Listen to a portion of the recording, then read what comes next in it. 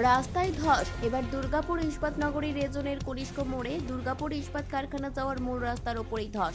বৃহস্পতিবার এই ঘটনায় এলাকায় আতঙ্ক ছড়িয়ে পড়ে। স্থানীয়রাই প্রথম দেখেন রাস্তার মধ্যে একটা গর্ত, যা মিনিট কয়েকের মধ্যে ধসের আকার নেয়। এখানে হঠাৎ কিছুক্ষণ আগে একজন ডাকলো যে এখানে একটা সাদা রঙের গাড়ি দাঁড়িয়ে ছিল। যে গাড়িটা যেই পেরিয়ে গেল, তারপরে দেখছি এখানে একটা ছোট গর্ত।